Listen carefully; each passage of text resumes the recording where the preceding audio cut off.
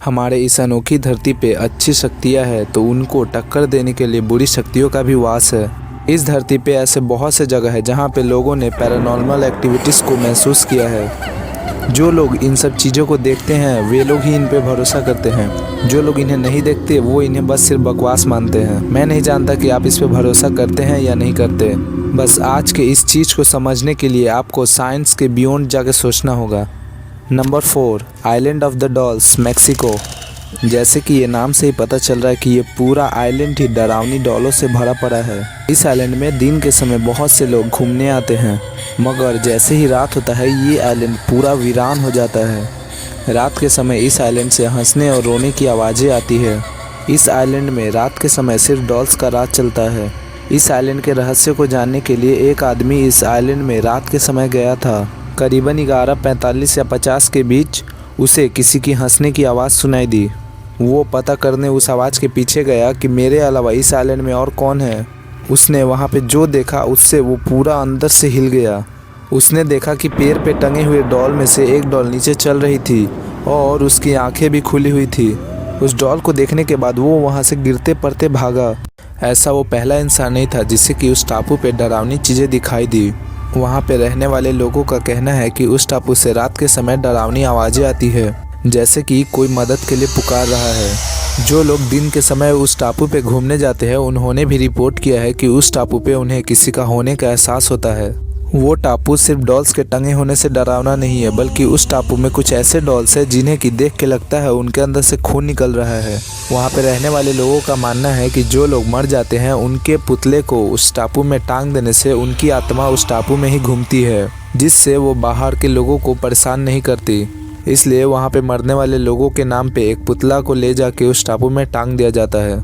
Number 3, Aokigahara, Japan, the suicide forest. ये जंगल Japan के सबसे शापित जगहों में से सबसे ज़्यादा डरावना और प्रचलित है। जैसे कि हर जंगल की शान होती है वहाँ के जानवर, पेड़ पौधे, फल, इंसेक्ट्स, मगर इस जंगल की खासियत है इंसानों की लटकती हुई लाशें। लोगों का कहना है कि इस जगह पे जो भी घूमने जाता है वो अचानक अपने आप को फांसी लगा के अपनी जान दे देता है।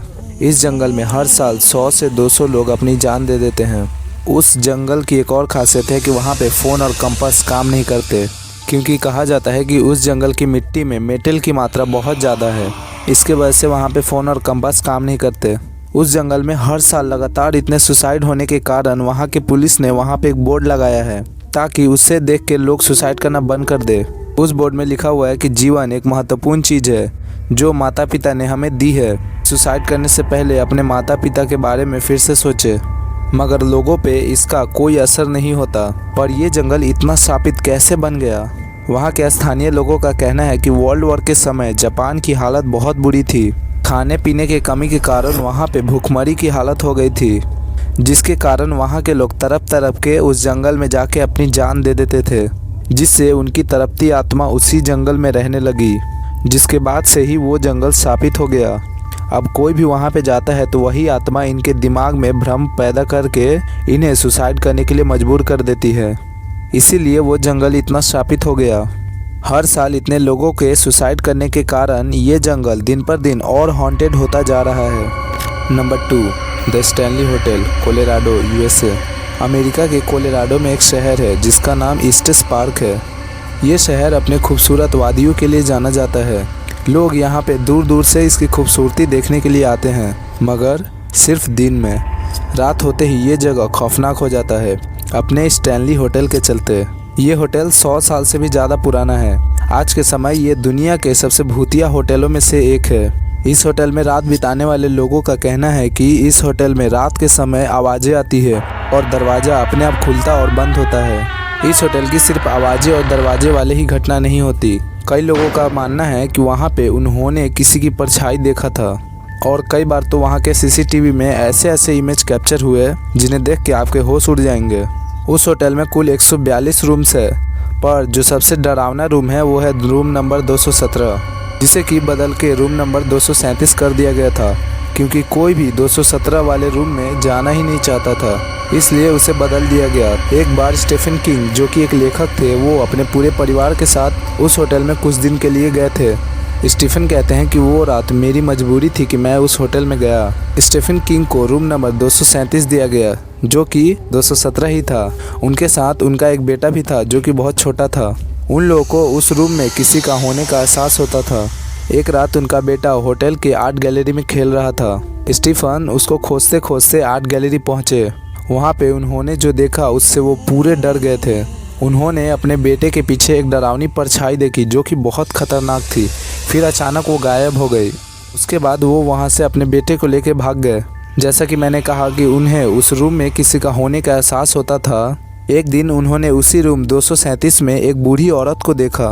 इतनी डरावनी घटनाओं के बाद स्टीफन ने उस होटल से जाने का फैसला कर लिया। तभी उस होटल के स्टाफ ने उन्हें रूम नंबर 237 के बारे में बताया। उसने कहा कि जिस रूम नंबर 237 में आप ठहरे हो वो 237 है ही नहीं, असल में वो 217 था, जिसे कि बाद में बदल दिया गया क्योंकि उस रूम में एक क्लीनर की बहुत दर्दनाक मौत हुई थी। एक दिन जब होटल में करंट नहीं था तो वो क्लीनर अपने हाथ में मोमबत्ती लेके उस रूम 217 में साफ सफाई करने गई, पर किसी कारण से उस रूम से गैस लीक हो रहा था। वो जैसे ही दरवाज़ा खोल के अंदर घुसी, एक जोर का ब्लास्ट हुआ जिसमें वो रूम और वो क्लीनर दोनों ही राख हो गए। तभी से वो रूम भूतिया हो गया। उसके बाद से ही माना जाता है कि उस होटल में उसी क्लीनर की आत्मा घूमती है। बहुत से लोगों ने कहा है कि उन्हें एक औरत की परछाई दिखाई देती है। इस पूरी घटना को सुनने के बाद स्टीफन अपने परिवार के साथ उस होटल को छोड़ के चले गए। Number 1, the valley house, California. 1857 में थॉमस वैली और उनकी पत्नी एना वैली ने अपने लिए एक घर बनवाया ताकि वो अपने पूरे फैमिली के साथ उस घर में खुशहाली से रह सके। मगर उनको नहीं पता था कि जहां वो घर बनवा रहे हैं वो जगह असल में एक ग्रेवयार्ड यानी कब्रिस्तान था। घर के पूरा बन जाने के बाद वैली फैमिली उस घर में रहने लगे। वो घर कब्रिस्तान के ऊपर बना था तो उन्हें तो किसी की नज़र लगनी ही थी। उस घर में रहने के कुछ दिन बाद ही अजीब और डरावनी घटनाएं शुरू हो गई। उनकी जो सबसे छोटी बेटी थी वायलेट वैली, वो सबसे हमेशा कहती थी कि मुझे किसी की चलने की आवाज़ें सुनाई देती है, पर वे लोग उसकी बातें को इग्नोर करते थे। कुछ दिन बाद उस घर में थॉमस के एक नए बेटे ने जन्म लिया, मगर जब सिर्फ वो 18 महीने का ही हुआ था तो उसकी मृत्यु हो गई। उसके बाद 1885 में उनकी बेटी वायलेट वैली ने अपने आप को गोली मार के आत्महत्या कर ली।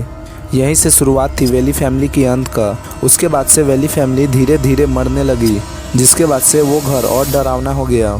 वैली फैमिली के बाद जितने भी फैमिली उस घर में आए उनके साथ कुछ ना कुछ बुरा हुआ, जिसके बाद से वो चले गए या फिर वहीं पे मर गए। ऐसे ऐसे घटनाओं के चलते वो घर समय के साथ और हॉन्टेड और प्रचलित होता गया। 1960 में उस घर को म्यूजियम बना दिया गया, पर आज भी लोगों का कहना है कि उस घर से थॉमस वैली और एना वैली की आत्माएं दिखाई देती है। अभी भी वहाँ पे लोग जाने से डरते हैं। इस दुनिया में ऐसे लाखों भूतिया जगह है, उन्हीं में से ये कुछ थे। अगर वीडियो पसंद आया तो लाइक कर दीजिएगा।